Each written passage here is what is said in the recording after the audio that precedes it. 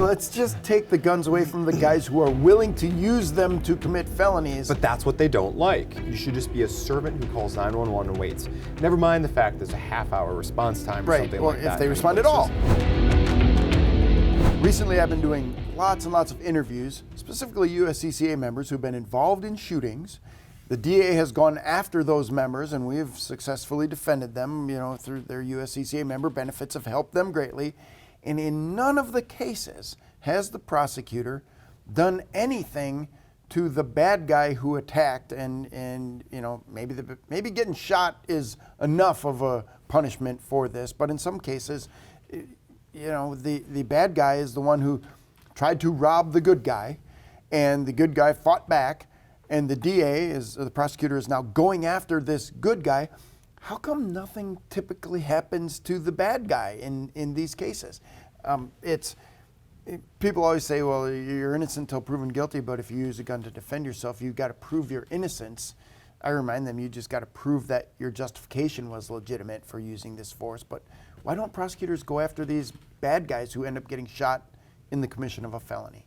I think you can divide the answer into two different buckets. The first bucket is shorter, so we'll start there, and that's politics enters into the equation. And I have had prosecutors, unfortunately, and I'm not trying to say it's every prosecutor, this is the vast minority, just to be clear. But I've had prosecutors tell me that they don't think anybody should be allowed to carry guns, and if they can disarm, well, they didn't say disarm, they said if they can take more guns off the street by turning a gun owner into a felon, they view that as a win. Wow, that just seems totally opposite. Let's take the guns away. Welcome to my day, Kevin. Let's just take the guns away from the guys who are willing to use them to commit felonies. But that's what they don't like. They don't like the fact that you should just be a servant who calls 911 and waits.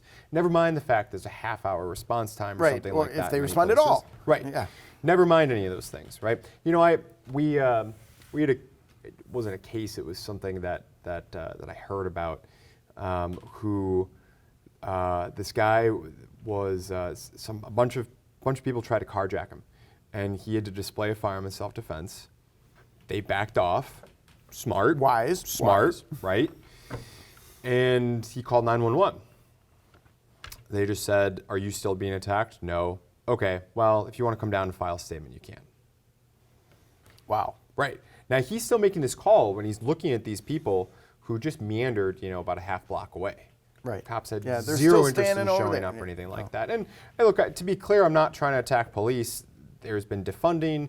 There's been tons of policy changes that have made their job, already extraordinarily difficult job, even worse. Okay, so my ire is not directed at the men and women wearing the badge, working the beat, so to speak. It's all the folks who are setting up the systems that they have to deal with, who I blame for that. But anyway, so that's kind of the first bucket. The second bucket, and the one that the viewers really need to be aware of, because you can't control the first bucket. That just is what it is, right? If you carry, you run the risk, you're going to hit a landmine prosecutor like that. The second bucket, though, you can control much more. And that's people who, and this is a lot of people, Kevin, a lot of people. People who lack the proper education and training, and the situation looks something like this.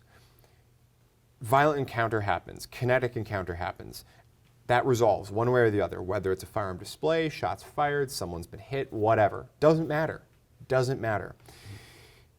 Someone calls 911. Hopefully it's the good guy who calls 911. Sometimes it's not. Sometimes the bad guy calls 911, right?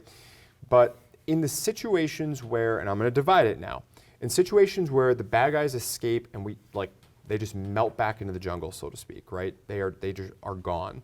All we have left to go off of now is whatever the good guy says.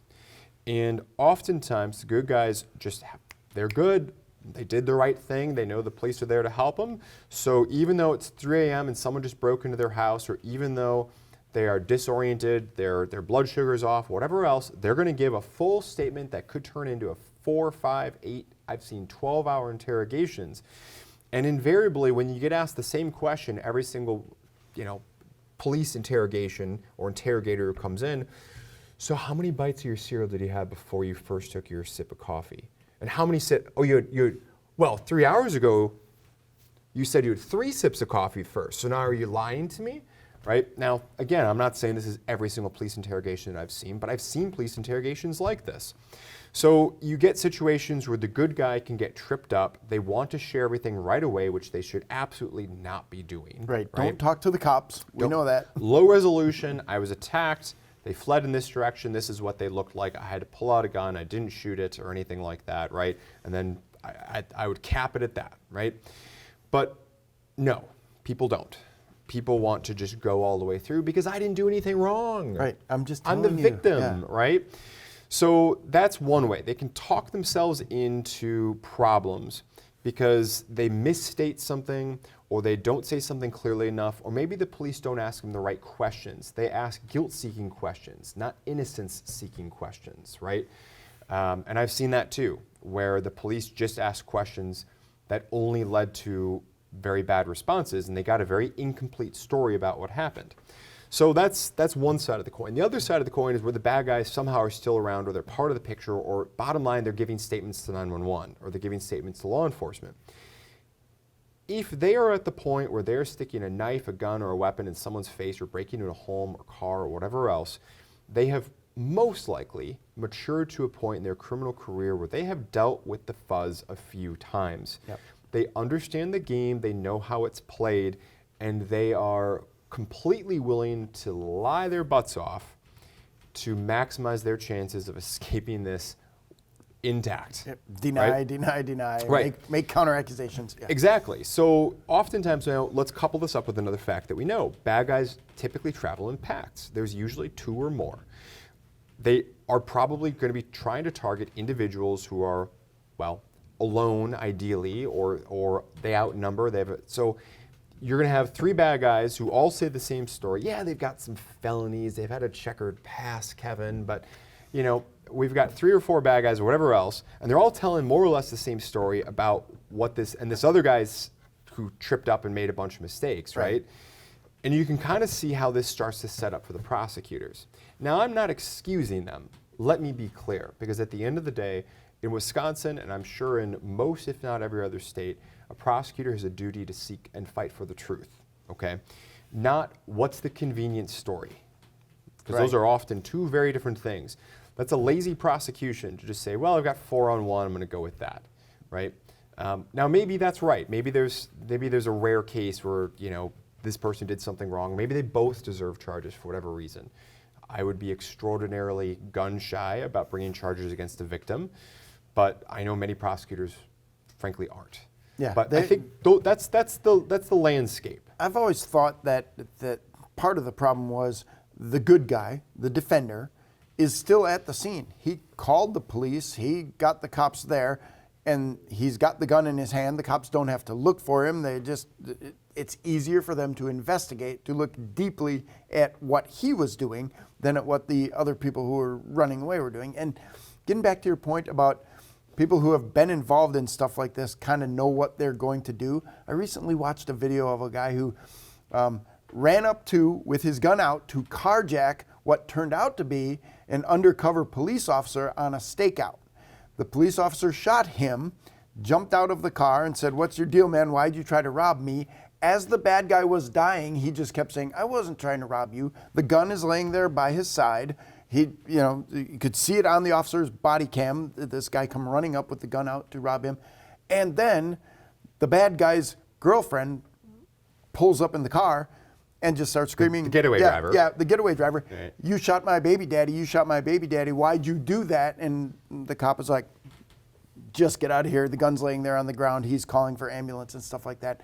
So there you have 2 people who, in this situation, had it not been recorded on a body camera, you would have gotten 2 completely different stories about what was going on at the scene of this, And even with bullet holes in them, the guy's still saying, "I wasn't trying to rob you. I was just running to your car with my gun out." Right, as one does, you know. It happens all the time. I mean, CrossFit. I blame CrossFit. Yeah, but absolutely. There's a segment of society who, for whatever reason, they have no marbles about, I'm going to lie and do whatever it is I need to do to get whatever it is I want, and everybody just needs to get on board with that. Yeah, and I feel for prosecutors and police officers and stuff who are trying to investigate, and they're getting two different stories and they're just looking for the facts. They just want to know what the truth is. And I've been there, you know, everybody lies to cops. It's when people are talking, I kind of don't trust anybody when they're making their statement. I want to see some proof involved in that. But it can be really frustrating to see, you know, that here's a guy who on the street, robber walks up, pulls out a knife, good guy shoots the bad guy with the knife, and now the cops are looking at the good guy for like what's going on, Right. not asking what the bad guy was doing first. It's just gets frustrating. There's a failure of morality when something like that happens. Assuming the good guy did the right stuff. Right. Did everything Did right. everything right, Yeah. right. But we know that there's a process that needs to be exercised. I'm not saying don't look at everybody involved, don't do your jobs, officers. That's not what I'm saying. But I think what we're all asking for prosecutors and law enforcement writ large to do is to keep in mind where everybody started on this, who initiated what, and maybe if the victim didn't do every last single thing perfectly, but in the larger sense, they're completely fine, show a little grace to the victim who didn't ask for this encounter. Yeah, a little bit of the benefit of the doubt that, Right. you know, this guy, 5 felonies, this guy, upstanding citizen. Right. Well, let's take a Let's closer not look. ruin their life. Yeah, absolutely. Well, thanks again for your insight, Tom. Always great talking to you. Thanks, Kevin. Did you know we have a secret gun giveaway going on right now you can enter for free? But it ends really soon. Just click the link in the description below to reveal which brand new gun you could win.